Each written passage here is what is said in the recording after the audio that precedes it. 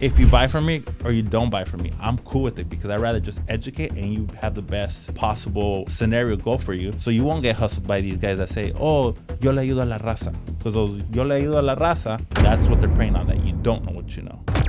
This is the True Hustle Podcast with your host, JR. This is the True Hustle Podcast with your host, JR. Eric Escobar back in the house. What's up, bro? What's up, dude? What's up? This is upon request. After our episode, I got so many DMs, so many questions about ADUs. So I guess we touched on so many things during our first episode that it warranted a second episode. Cool. And this is straight just educational. Like, I want to educate our audience. I want to answer all their questions, and I want to make sure that we're able to guide them, protect them, and inform them all at the same time. So without further ado, let's just get into it. How do we prevent the average person from getting ripped off from these shady ass contractors?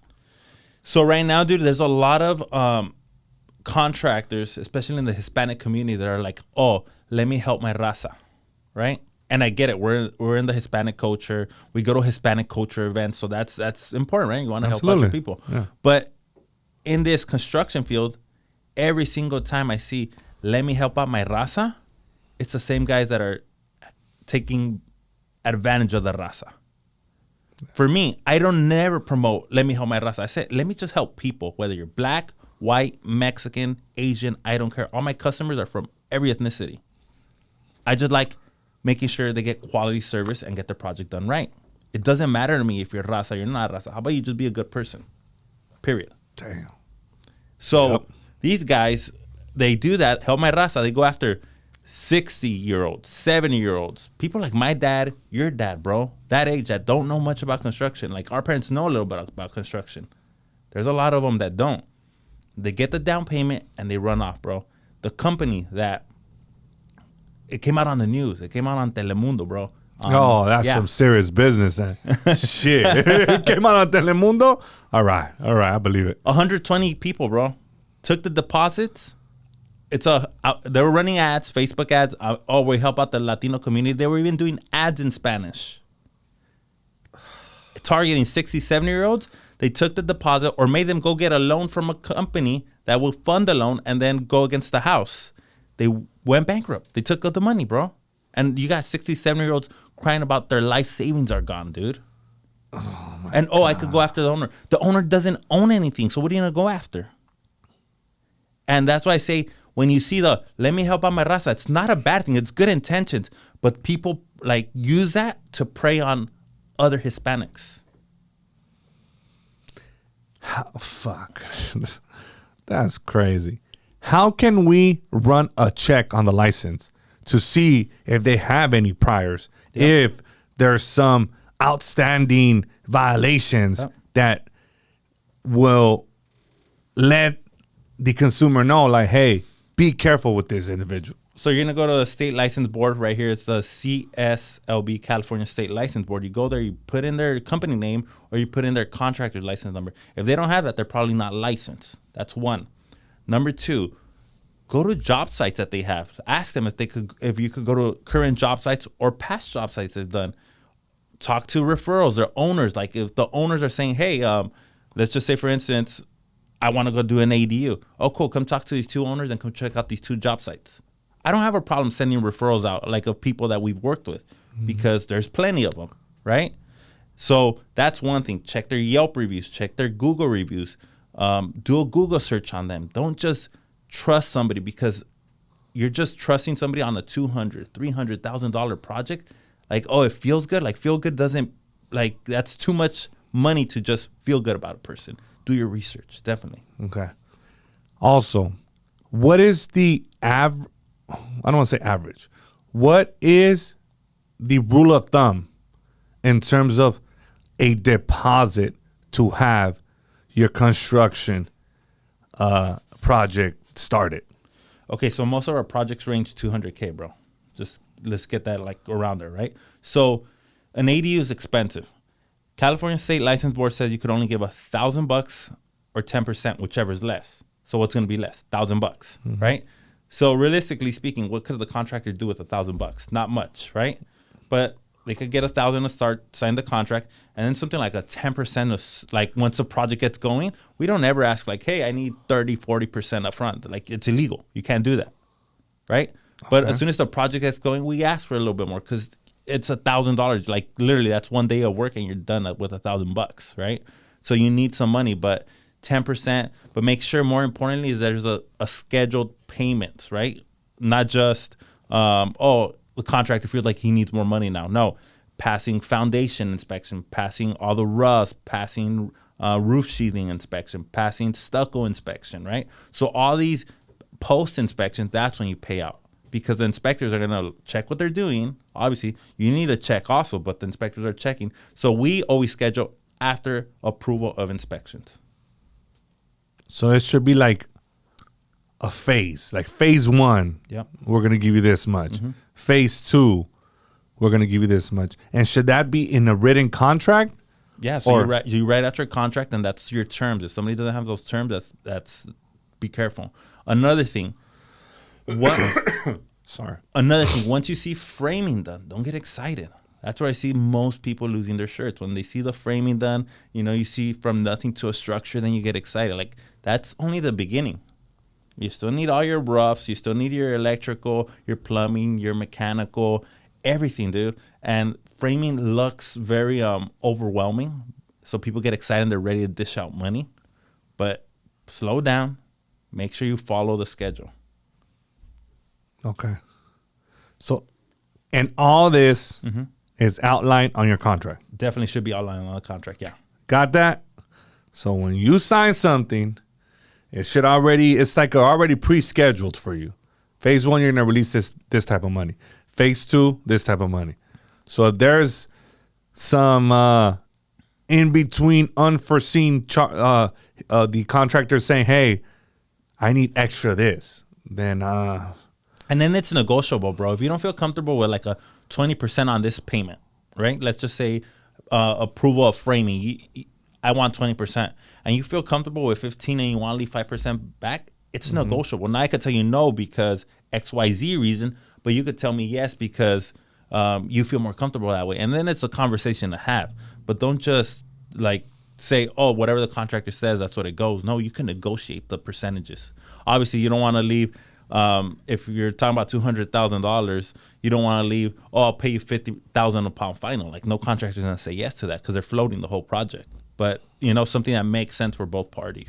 Just keep it fair. Keep it fair. 100%. Essentially, don't be so lopsided because you also do have those clients que se pasan. They're like, but they need to understand also that, hey, like, this is expensive too. Like, so just keep it fair.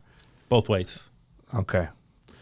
One of the biggest things that we got also, like I got hit hard on the DMs, is the SB9 split and SB9 non-split.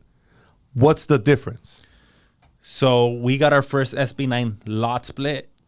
I would say in California, like I know a lot of SB9 people and they really like people that are in the ADU space and they don't even know anybody that's done an SB9 lot split. So I'm going to give you the both and what it is and why one takes longer and costs more money than the other, but they're both expensive routes. But ultimately, if you're able to finish it, it's good money both ways. So the SB9 lot split, let's just say you have a square footage of a house with a lot size of 10,000 square feet, right? Mm-hmm. You could split the lot. Now you have an empty lot and another house on another lot, right? So you could split the lot, put another unit on that first lot, and then put a duplex on the back lot.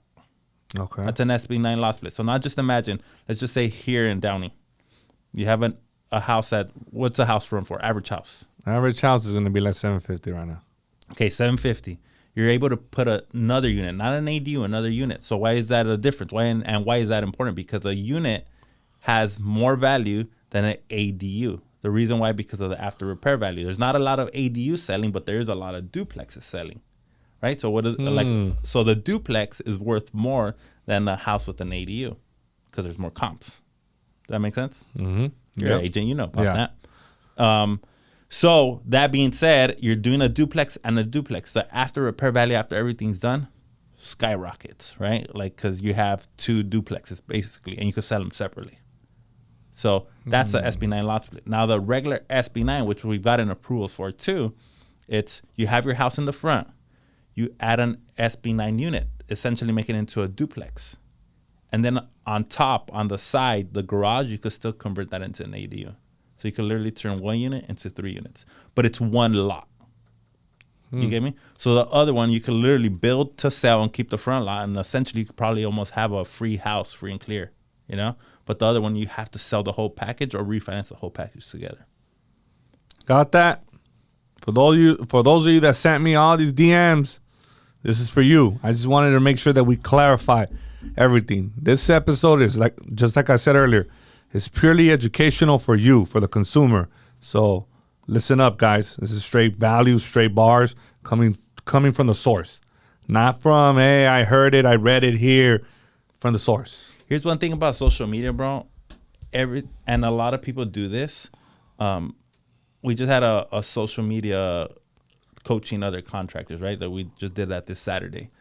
And I told them the main thing on how to get your social media going is talk about things you've done, not theory.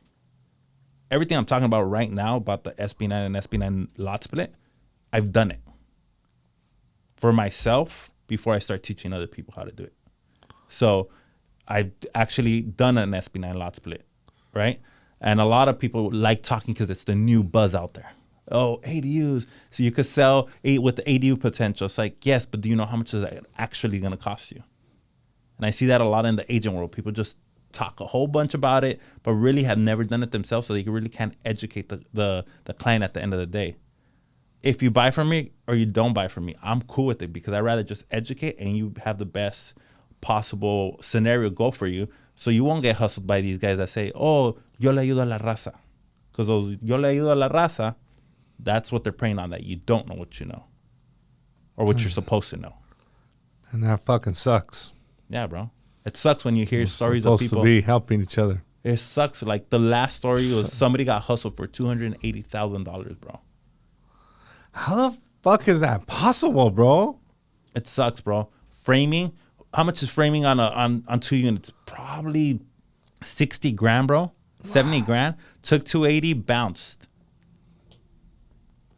Unlicensed guy. Paid him cash. Or paid him in checks, but to the personal name, so he would just go to a check cashing place. And done, dude. Gone. She said she refinanced the property. Okay. She refinanced her grandfather's property that was in the family for a long time to do this, and ends up losing, bro. What can she do? At this point, not much. Sue him, but what are you gonna sue, dude? There's nothing to sue. Like, if people are doing this, what do they have? Is he gonna go to jail? Okay, but you're not gonna recoup your money. You're done, and it sucks. And people always tell me, "Oh, you're over exaggerating. You're over exaggerating." Like, I wish I was. I wish these stories wouldn't come to me. I wish I wouldn't see the people in front of me crying. Oh, bro. Think about it, bro. Put yourself in your parents' shoes. Because that's the people they go after. Nah, we got to protect these people, man. This is fucking crazy. I don't know. This is somebody's hard-earned money, bro. Like, oh, man. And just to cut somebody checks and then they fucking bounce and you're like, dude, that's over $250,000 right there, bro. That's a lot of fucking money. Mm-hmm. Oh, no, we gotta. I mean, I feel like we're doing our part by trying to educate people so they don't be like this individual. I just feel bad. I don't even know this individual, and I'm like, damn, that's fucked up. Happened here in Southgate, bro. So it's right in our neighborhood. It happened right here. Hell nah. It's right in our neighborhood. Oh, hell fucking no. In Southgate? Mm-hmm. So the thing is, like, I educate people. Some people hate on it online, but I'd rather educate, and whoever needs to listen will listen, and whoever doesn't, cool. But I try to do my best, because I'm telling you, there's a lot of people that I don't work with, and they still hit me up like, thanks, like your information was valuable, like people from San Diego, people from up north, and that's cool. Yes, I do get clients off of Instagram, but there's a lot more that don't work with me that I actually help. So that's Wow. good too, dude.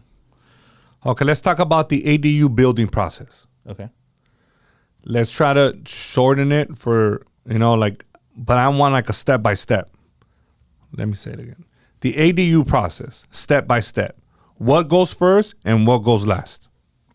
So first thing, let's just stick to a garage conversion. Because Okay. that's kind of the most practical what most people are doing, like converting their garage, right? They're like, oh my God, where are you going to park your cars? I'm like, ain't nobody parking their damn cars inside a garage, bro. Like nowadays, most of these people around here, like everybody just has storage. That's storage for the most part. So, okay, first things first, you're going to do some demo. You got to do demo. You got to get rid of the garage door. So all this has to be done first. Once the demo happens, you have to do a footing. So you have to check, make sure you put in your rebar, you get your inspector out there, and they check the rebar, make sure the foundation and footing's right. Once they give you the go, you pour the concrete. You let that dry out. Then the next step is framing. So then you frame out whatever. If you're going to do a one bedroom, even if you're going to frame out a studio, you still need your ceiling joists, the ones that go across to make your ceiling. A lot of people that have unpermitted ADUs always tell me, it's already done. It's already done. I'm like, how does the inspector know that you did your ceiling joists right? They don't. They can't see. How do they know you waterproofed right? They can't see, right? So they're going to make you tear everything down. We've gotten quite a few projects that we've had a nice looking unit. We've had to tear it all down and redo it again according to the plans. Because every little time that you do something, the inspector has to sign off on it, right? After you do the framing, you do all the roughs, which is electrical, plumbing, mechanical. They go inspect that. Once they do that, he signs off on every single one. There's something called the job card. That should be like, you as a customer, you should be on that job card. Like, hey, you should tell your contractor, hey, could I see your job card? Just to make sure that they're being signed off. Because a lot of times what these schemers do too, they'll go with cheap material. They just make it look like the inspector is showing up. They forge the signature on the job card. And it's not actually a city inspector. So they're building this ADU that you said, oh, yeah, that's great. They're doing it. They're getting it signed off. And they're collecting payments. And nobody's really inspecting this project. No, stop. Yeah, bro. Oh. Oh, Bro, just think about it. These are big ticket items. Like 100,000, 200,000. Like, you think con artists wouldn't do this stuff? People do a lot more for less. I'm fucking being naive, and I would hope that people don't do this to other people, but there's a lot of pieces of shit out there, I guess. So, fuck, man. This is just crazy. So going back, that's all your roughs. Once you get that done, you do the lath and the insulation. So the exterior side, which is the stucco, right, that you're going to put, or your siding, whatever it may be, and then the insulation on the inside. You get those two inspected, then you put in your drywall, right? Usually when we put in the drywall, we get our waterproofing inspected too for the shower or the tub we're going to do. So we get those inspected as well. And the drywall, they inspect the nails to make sure that the nails are done and put properly. And then they check the waterproofing, make sure there's no water leakage. After that, for the most part, everything's done until final inspection. So all the interior is done until final. So there's quite a few inspections before you get a done ADU. So a lot of times when people are like, hey, why is nobody here? Because we're waiting on inspection. And sometimes cities are a week out, 10 days out, and you have to wait. What are you going to do? So they could go from a day to 10 days out. You never know. So you got to explain that to the customer. We do, but I know a lot of people don't. And then the customer's like, hey, these guys abandoned the job, which is not true.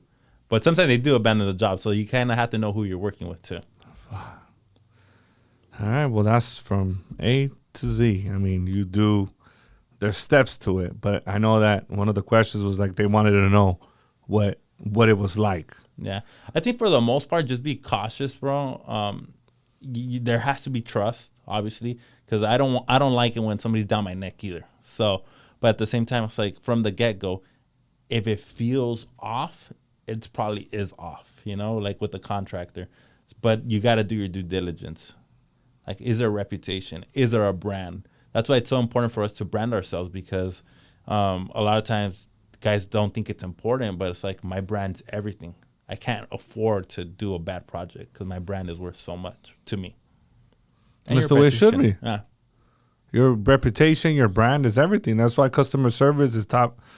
It should be, if you want to run a business the right way, if you want to do everything, On with the up and up. integrity, with honor and all that, then yeah, but I don't think that's that common then after hearing some of those stories.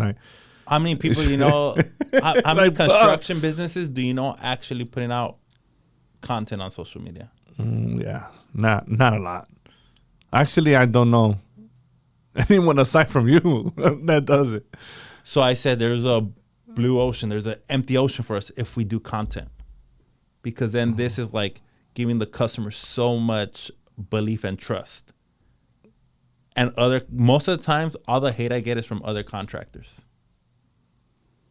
Or other construction workers. Why do you think?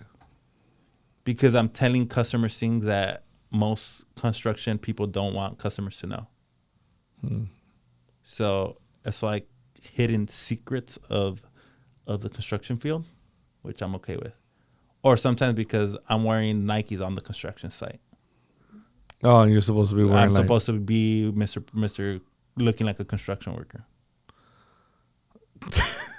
Are you fucking serious? Bro, I swear. And it's always hate from construction workers. It's never anything else but construction workers hating on me. But I say, you know what? You guys could hate.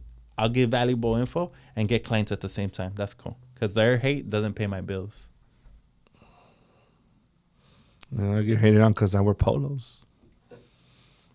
Do they really? I don't wear a traditional suit. Do they really hate on the polo? Yeah, well, I made the polos look good. Shit, you know what I mean? Like, hey, relax. I was feeling myself for like 3 seconds, right? This is what I like. Is how I'm comfortable, and I mean, I'd rather be in good shape than rock whatever I want. Wow. It's essentially, I feel comfortable. It's like a uniform for me. The moment that I put this on, and I'm ready to go. It's on. I'm ready to go. So do you think, switching a question to you, most agents are unaware of what it takes to actually build an ADU? The majority of agents in the industry are not aware of what it is to, of the actual process or what it is to be a owner. That's just the truth, The majority of agents are selling are selling a product that they don't own. So, yeah. What do you mean by that? Like, the majority of agents don't own a house or investment property. But they're out there telling you how to do it. Telling you that you should do X, Y, and Z when they're not doing it themselves. And I don't agree with that. But then again, that's just my opinion, and I just feel like these, for example, this is a true case. This really happened. We had a buyer that had reached out to us 2 years ago, and she was like, "I want you to help me buy units," and I said, "Fine." And she's like, "Oh, well, my cousin or a friend, the boyfriend's friend got licensed or something." And she was like, "Oh, well, we're gonna go with him," and I said, "Cool. I wish you the best of luck. It's not a big deal." They end up buying these units on the other side of Alameda in LA, which changes everything drastically. Big time. Because now you have different types of rent controls. I mean, I know it because I own stuff on this side, and I avoided being on that Purposely, side. yeah. I got my strategies, whatever. Long story short, they bought the units with tenants in place. Ooh.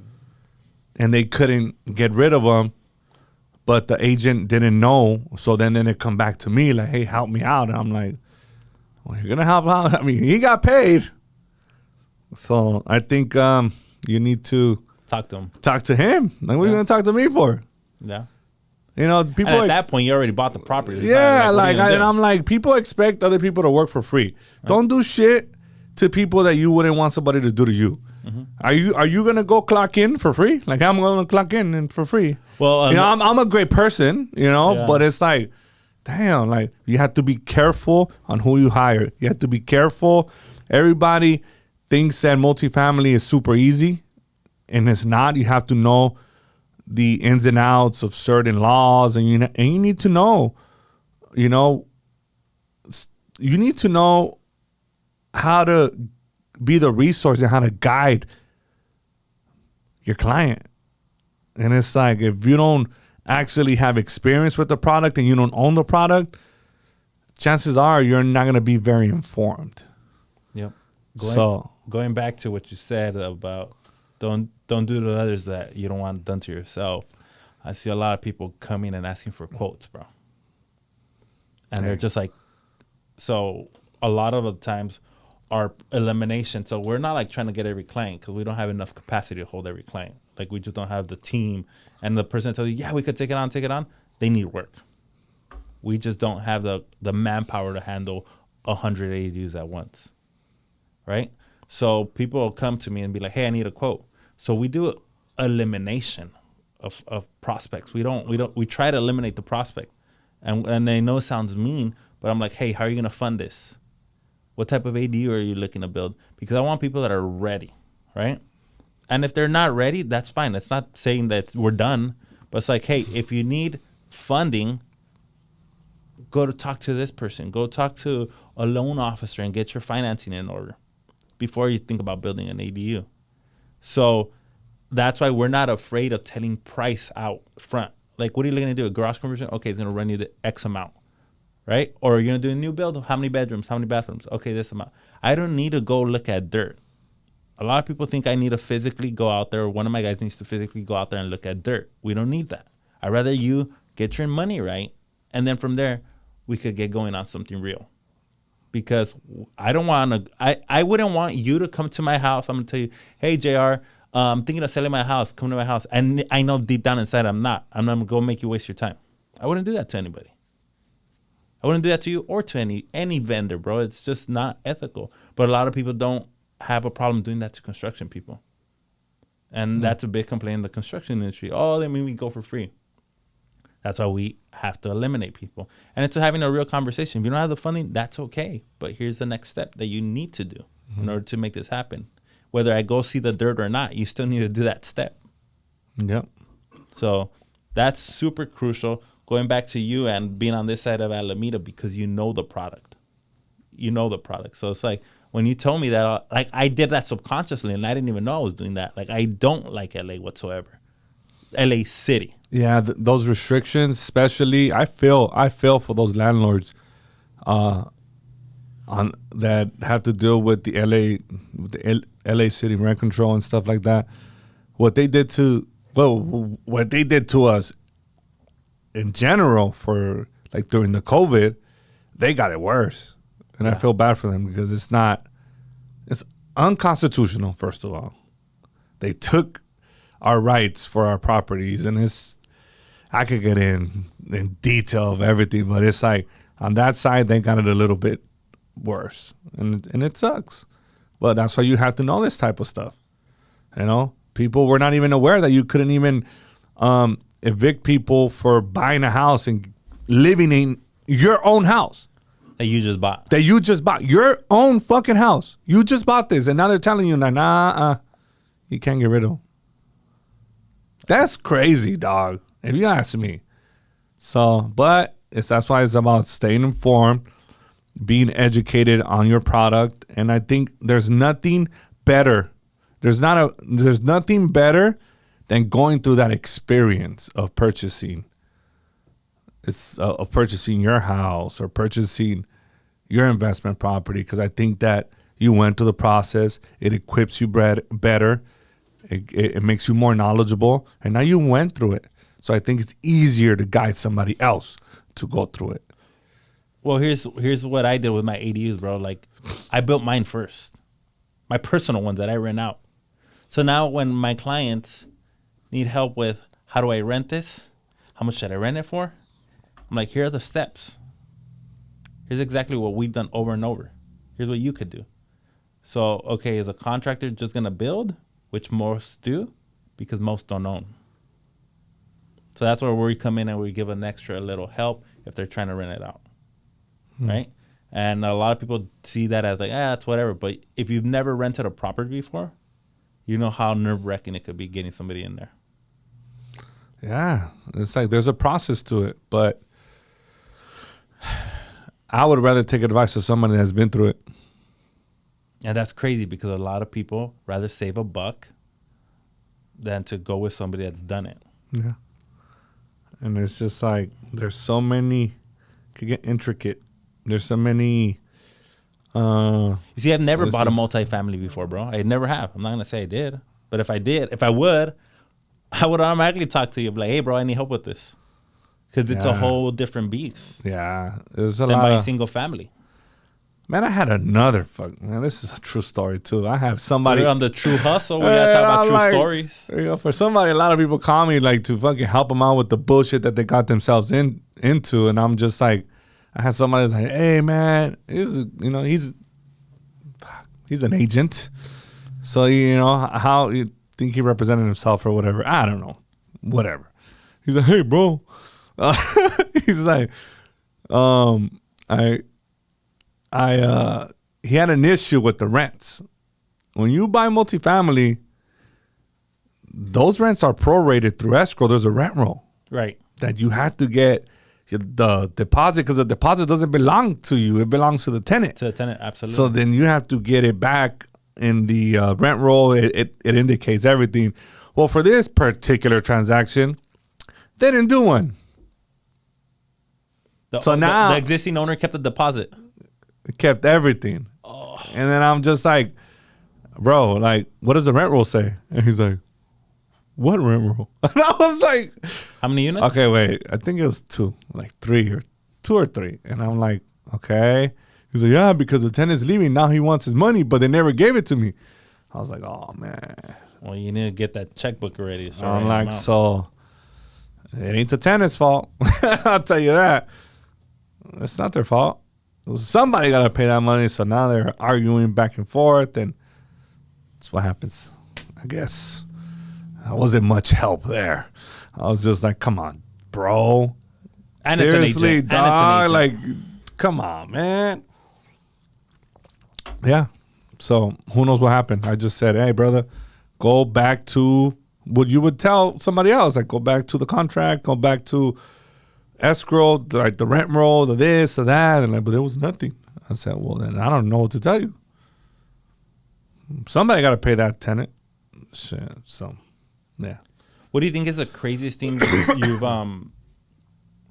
you've experienced with multifamily apartments?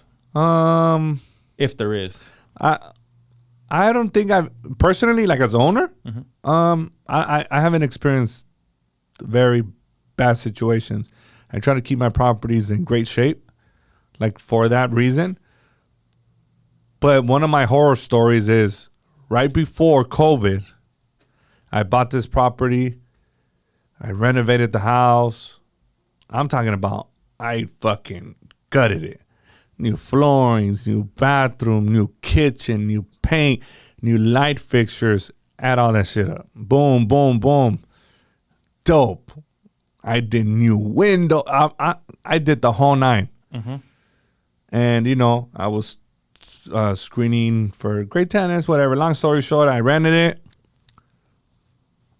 January 1st of 2020. They paid February, and then the pandemic hit. I'm talking about I went in and I invested over like 50 grand. And these people stopped paying, not because they stopped working. This is where people, you know, all the trolls on fucking social media, like, oh, fucking slumlords. There's some that are slumlords. There's some that are not. There's some that are great tenants. There's some that are not. It's just like any other fucking profession, right? Yep. There's good and there's bad. Yep. Right? I've experienced both, but I don't let the bad fuck up for my good ones, you know? So anyways, back to this story. This motherfucker stopped paying me for 10 months, $2,300. And aside from the $2,300. Well, because you should go back and get a real job. Hey, what's up with that shit? I'm like, the trolls get a real job. This is a real job. I actually have a job that I enjoy. Fucker. What about you? And nah, just kidding. You know, so I'm like, it sucked because I rehabbed it. I spent my money, my hard-earned money. To give them a good place to live. I gave them, that shit was dope, bro. And I didn't get paid for 11 months. It took me 11 months to get rid. How would you feel?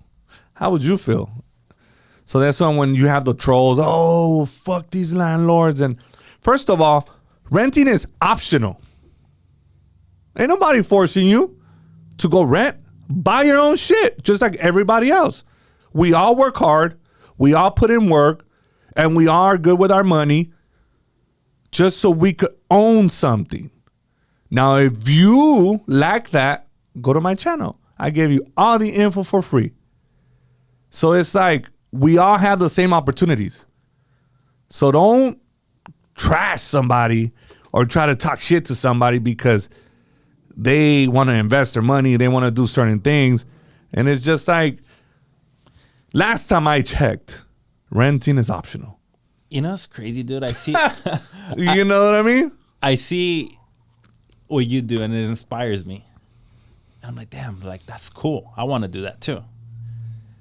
I don't understand how people see what you're doing and get upset because you did it. I'm like, we live in a place where everybody has the option and choice to do it. You didn't come from money. Your dad came from Mexico. My dad came from Mexico.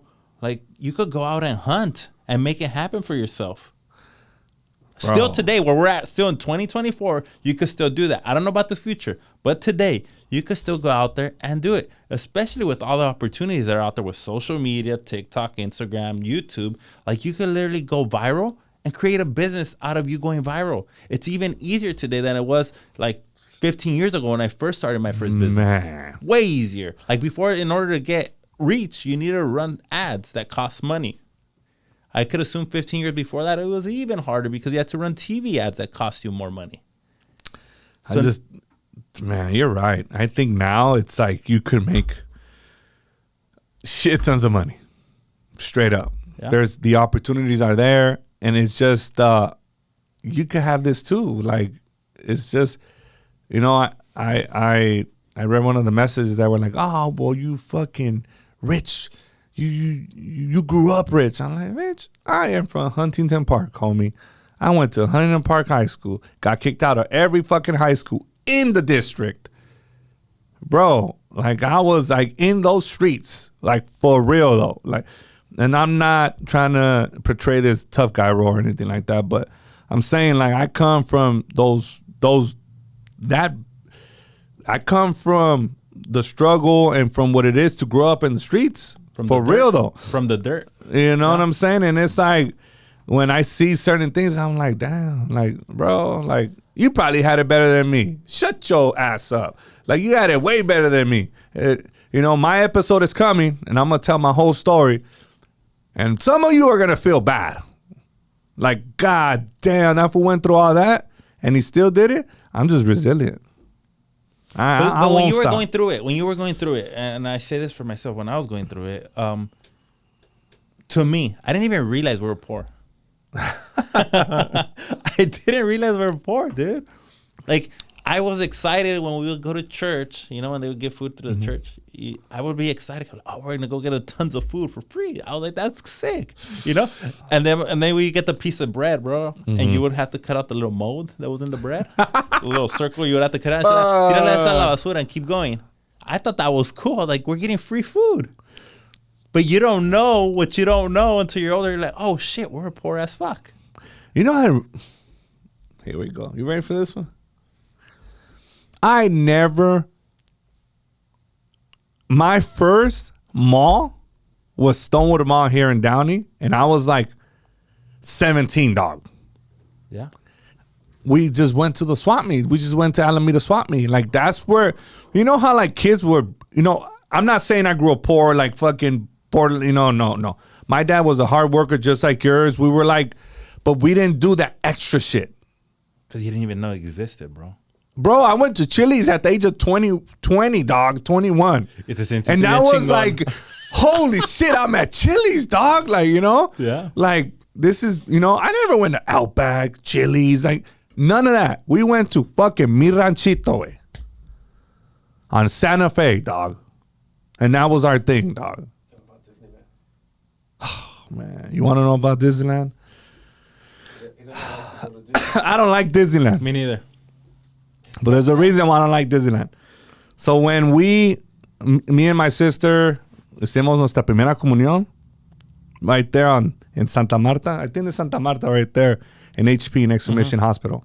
Well, now it's not Mission Hospital. It's fucking Smart and Final. We went, we were all happy, and my dad was like, and my dad and my mom were like, ¿Qué es lo que quieren? You know? And we're like, oh, we're going to go to Disneyland. Bro, we drive all the way the fuck to Disneyland. We were living in HP at the time. We get there. My dad is like, we buy the tickets and we go inside and we walk inside. And my dad is like, no. Está muy lleno. Vámonos a la chingada. We went in and we went right back out. And me and my sister were crying the whole way home. That's why I don't like Disneyland, dogs. That's a true story. We fucking, it's like, oh my God. We didn't fucking get to ride any ride. Nothing. We went in and out. Who was your dad mad at, bro? Who hurt that guy, huh? Who hurt him? You know, he watches every episode. My parents watch every episode. Every fucking Monday. Don, ¿quién lo hizo enojar? You know, like, and we're like, you know, and then ever since then, I never like going to Disneyland. Traumado, güey. Thank you for bringing that up, fool. Oh, that's crazy, bro. But no, going back to this, like, people talking shit on the comments, I'm just like, dude, like, I don't think you guys realize this guy didn't come from money. He did, like, you know, like, bro. And then to top it off, I'm like, we're trying to just give knowledge. Here, take it. You don't have to come to me. I never say you have to come and buy with me. You could buy with whoever you want. I push it. Just do it. Of course, we would love to help. That would be amazing. To sell or buy your property, yes. But I'm not saying you have to. Just do it. Do it. Take some of the content that I put out, study it, write down notes, whatever. I didn't read this shit in a book. This isn't all theory, even though I did go to college, you know? But I didn't learn any of that shit. Like, all this is from experience. Everything. And I do put some of the negative shit, some of the bad shit that happens when you invest. Because there's not sunshines and rainbows, bros. I'll tell you that right now. Guys, there is fucked up shit that happens too. I've taken a lot of losses. I've learned a lot. Everything is learning experience for me. And then sometimes I'm going to start a new segment of my mistakes, like not doing an inspection. I tell people, do not skip out on your inspection. Myself, I skipped on one inspection and I didn't realize that there was 4 layers a shingle. Of shingle.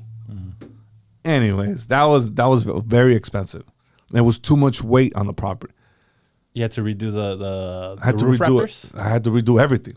Oof. But it's a learning experience. And I tell you guys, don't do it. All my clients, they are really, really appreciate me.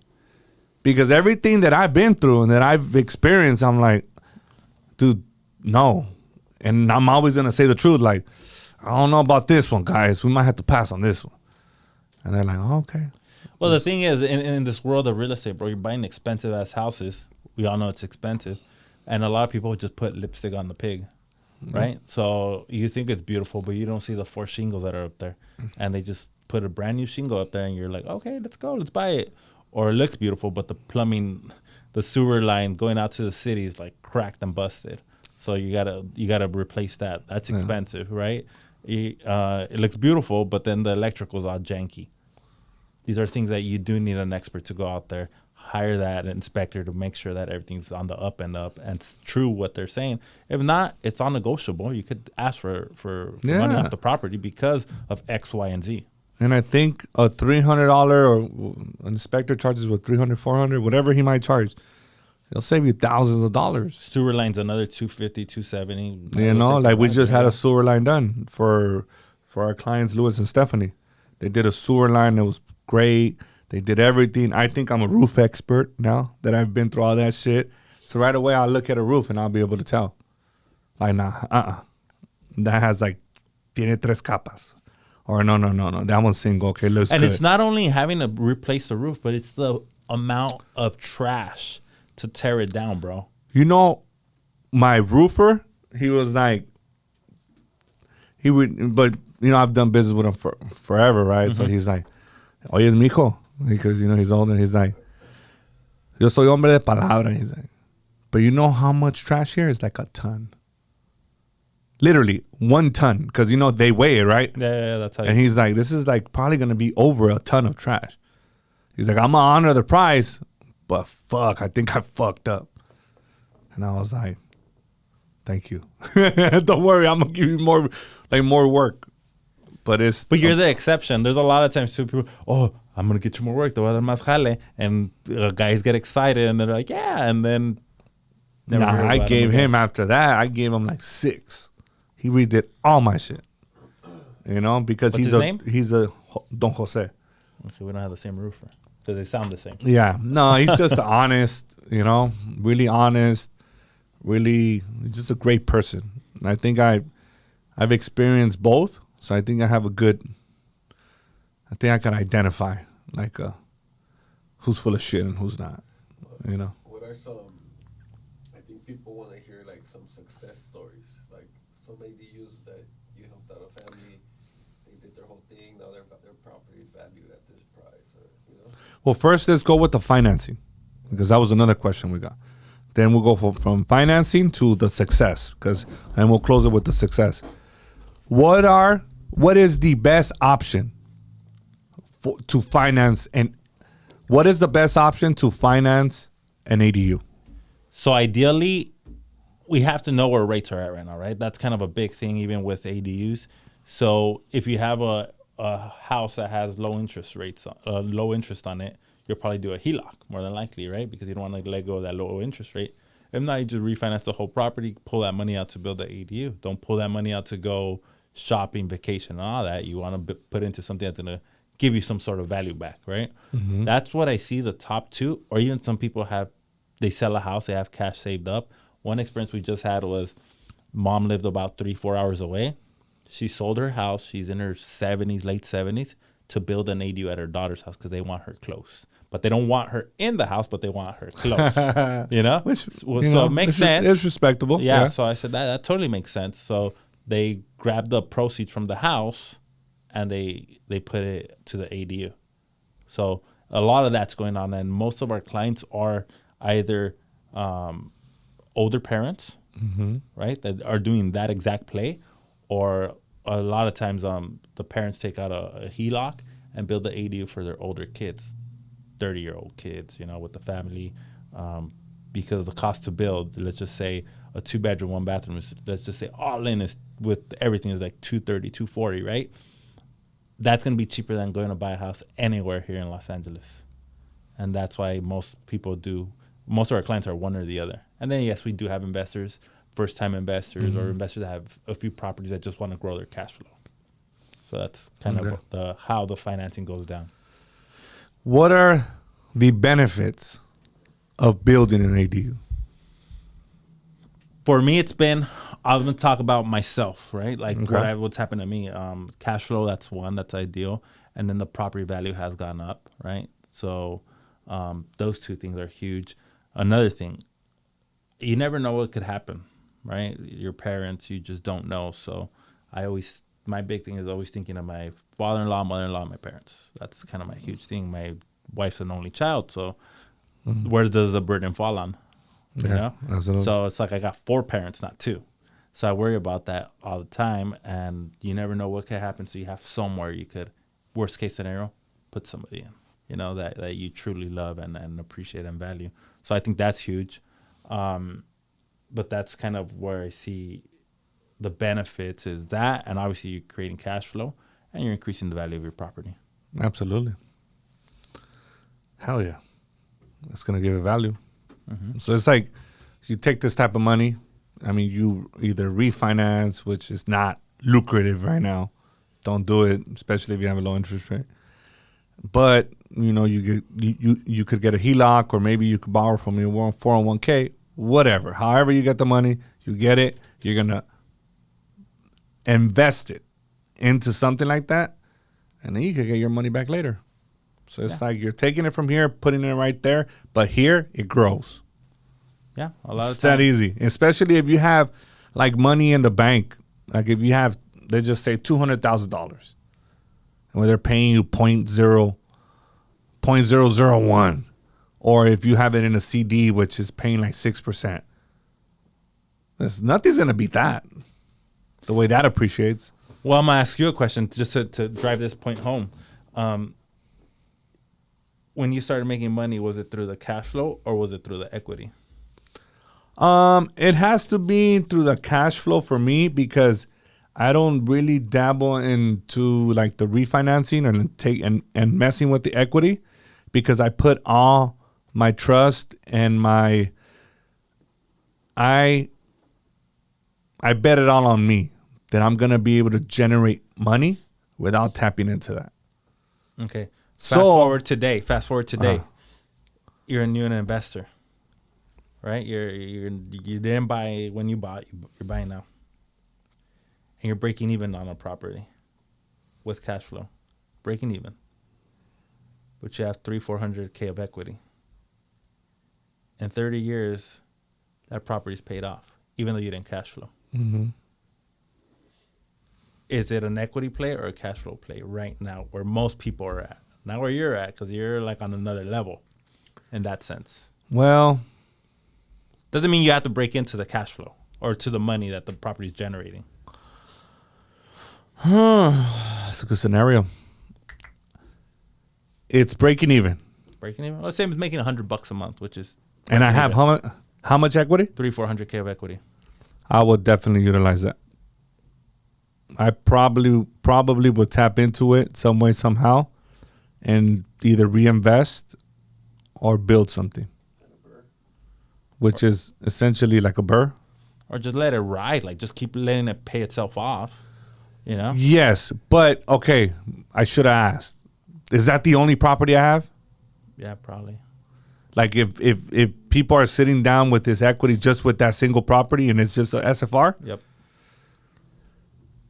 That it depends. And I think another big problem, dude, is too. I would want to grow. Another big problem is that people get this investment and then they stop on trying to make more money because they're focused on the investment. Yeah, but real estate is a long-term play. That's where I was getting to.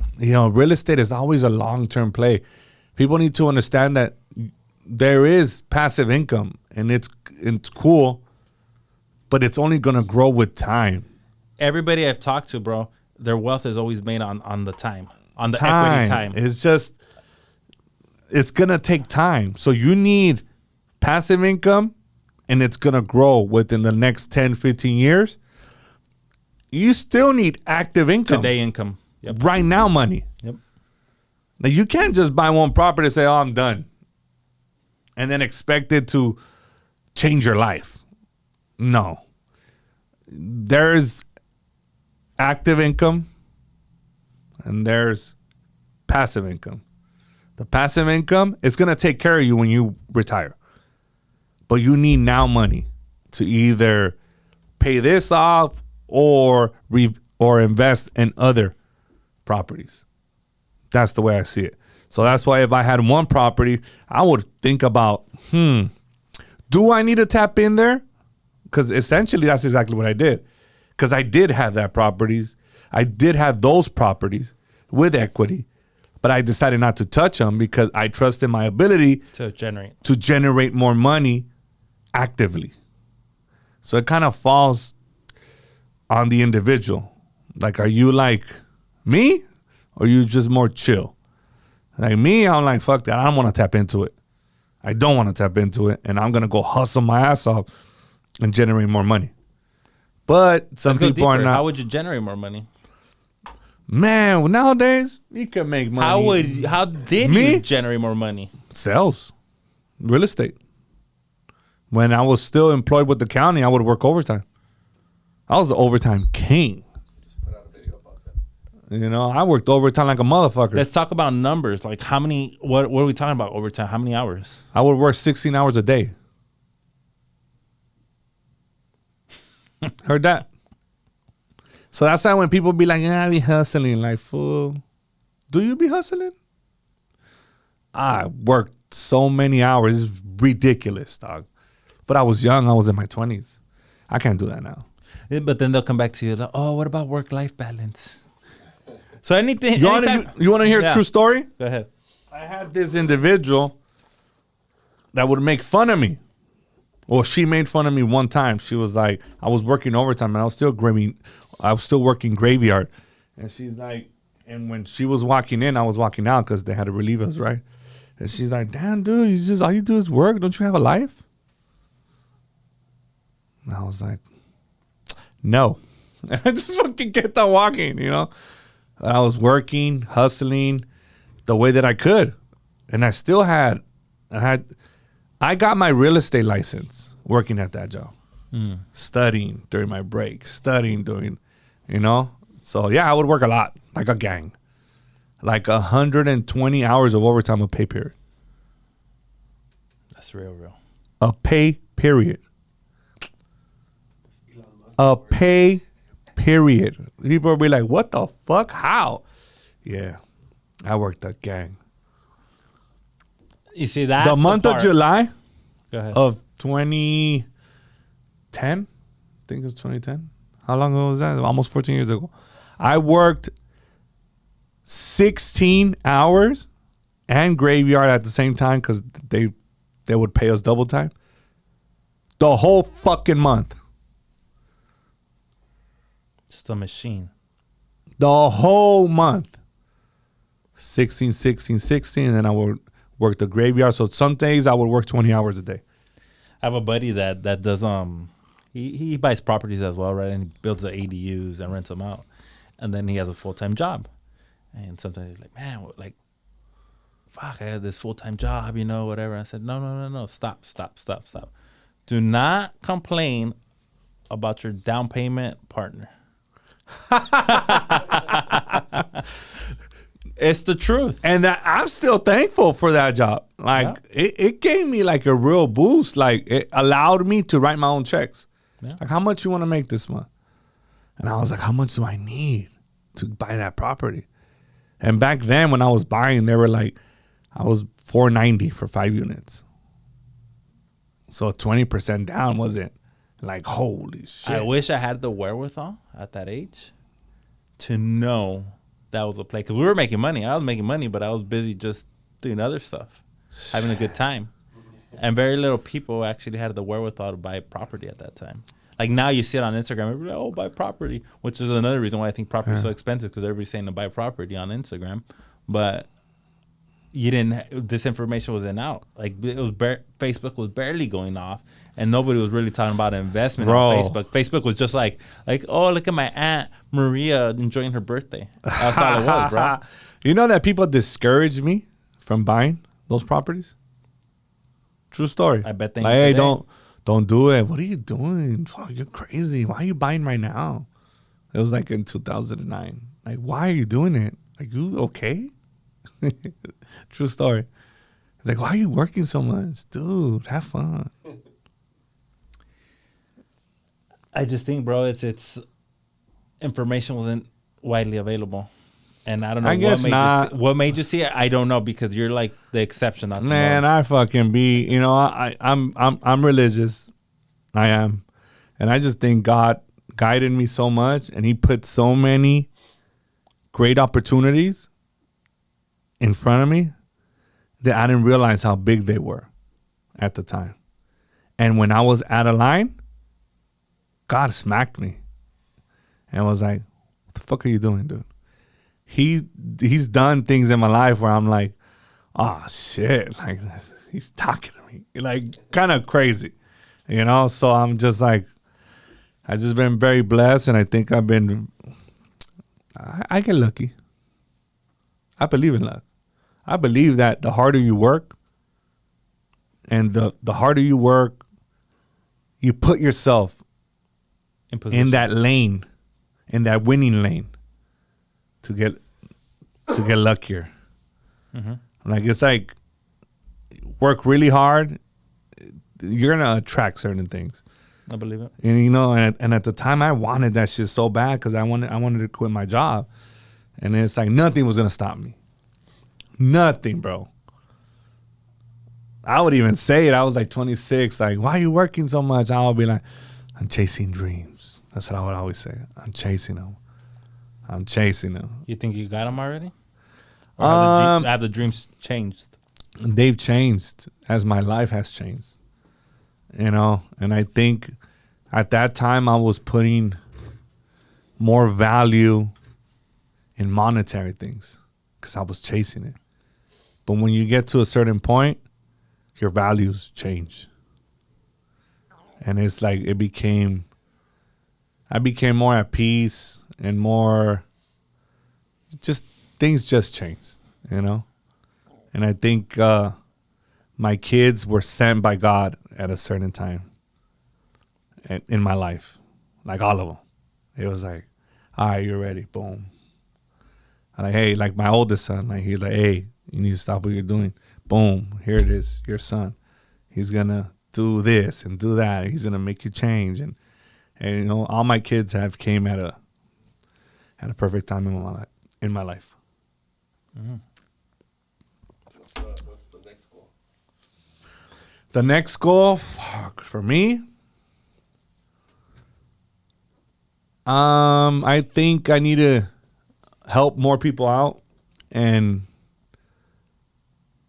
see how I could impact other people's lives, you know, and spend more time with my family. No. Like at the end of the day, you could have all the fucking money in the world, but if you don't spend it with the ones you love, it's like, well, then what the fuck is the point? Which is crazy because about a month ago I told you to book a damn vacation. You still haven't booked it yet. I know. I'm like, well, bro, when's this guy gonna I book leave his it up to vacation? Sabrina, like, bam, bam. Sabrina, book the vacation. Book the vacation. So, you know, I just think things have changed for me. So, you know, I think I'm much happier. You can see me smiling all the time.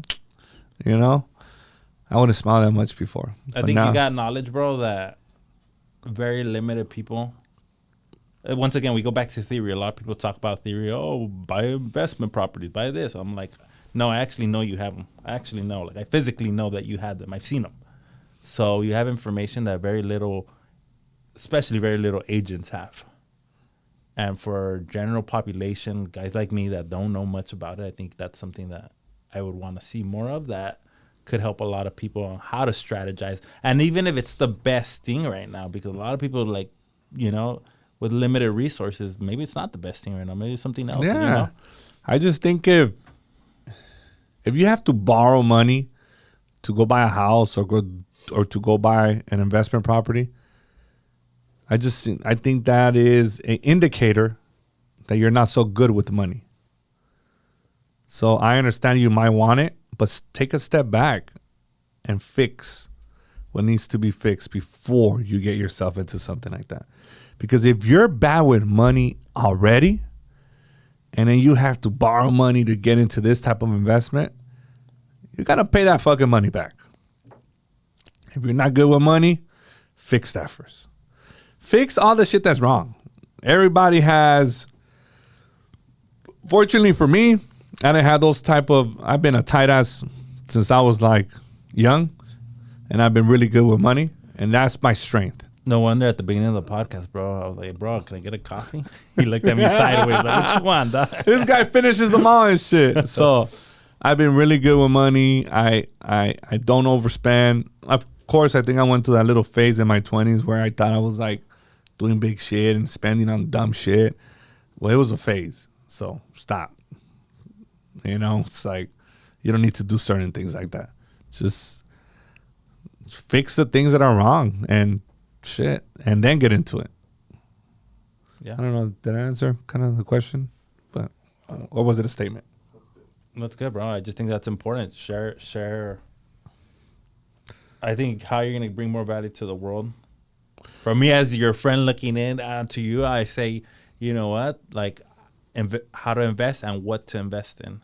What type of investment. because right now everybody's trying to sell some BS online of how to invest their money, and they're not wealthy themselves, or they're not well. I'll take back wealthy. They're not free themselves. So you can't sell if you're like from a position of lack. You don't have that lack. Yeah, and I think everything that I speak about is from my own trials and tribulations and shit that I've been through. I made a lot of fucking mistakes. A lot. Because nobody taught me shit. I didn't know half of these things. Man, at the age of 26, I fucking Googled the top real estate attorneys, and I fucking paid them $150 and for whatever they charge for an hour. And I walked in with a notepad. This is a true story. And then I remember this one in Whittier. I went to Whittier, boom, Mr. Brown. I forgot his name. I was young, and I had a whole list. And then I walk in, and he's like, the fuck?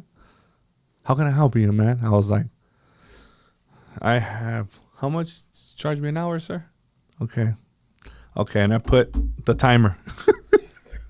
And this was like, okay, how can I help you, man? And I was like, all right.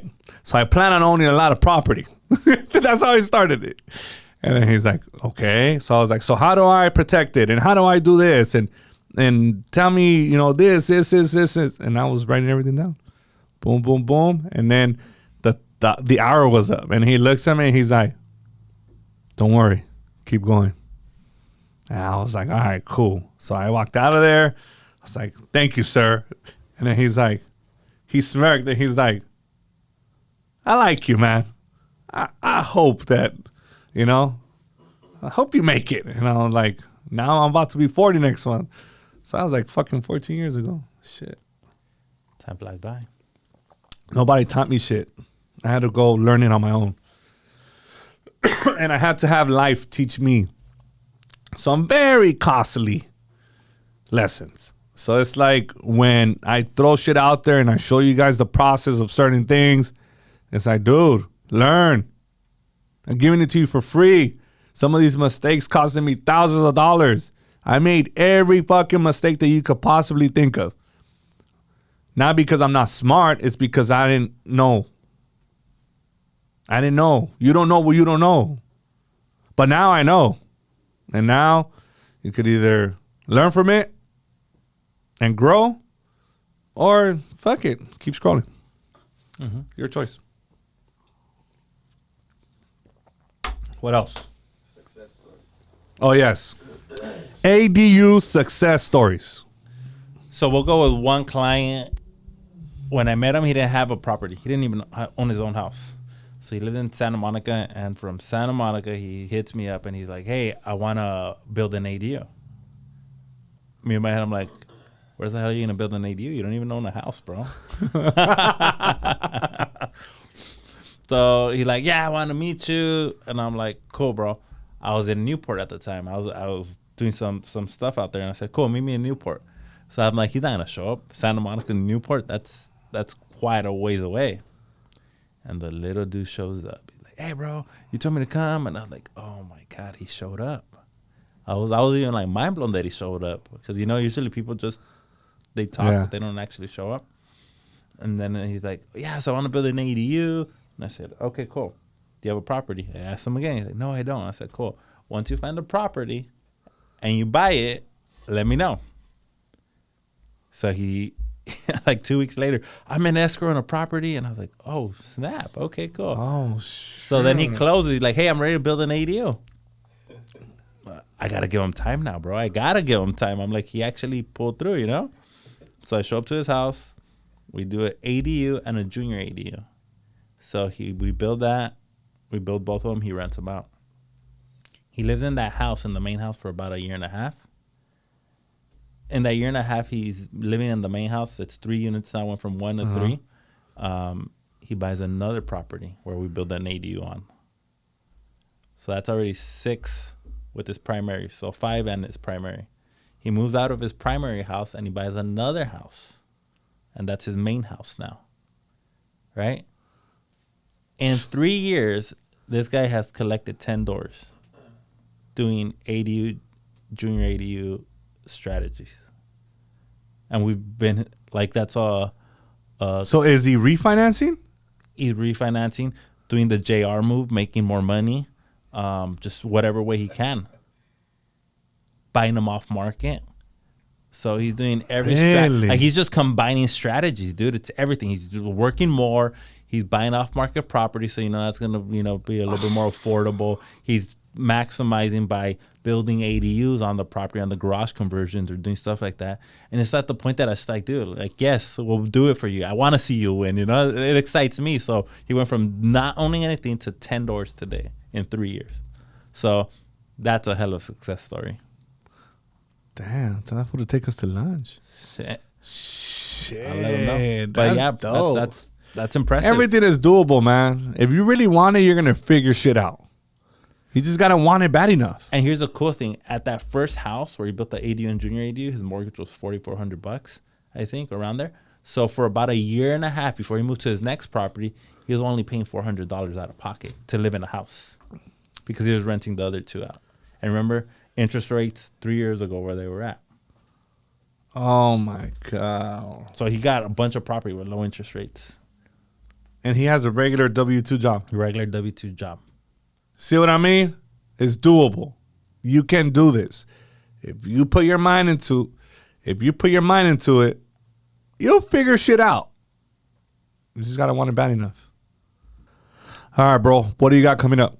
So we have a course where we teach contractors how to market and actually like give people valuable information, because honestly in the field, I feel like I'm one of the few that does it, if not one of the only ones. And it teaches contractors how to get more quality clients. So that's important, right? And actually helps people out because people want to work with people that they are going to trust. So we're teaching contractors how to get on social media and do good work for customers. So definitely. And how do people sign up for it? Just go to my bio, and then I have the link on the bio, bro. All right, cool. There you have it, folks. If you're in construction, you want to learn, go sign up for the course. Boom. And we out. Thank you, my brother. Appreciate you.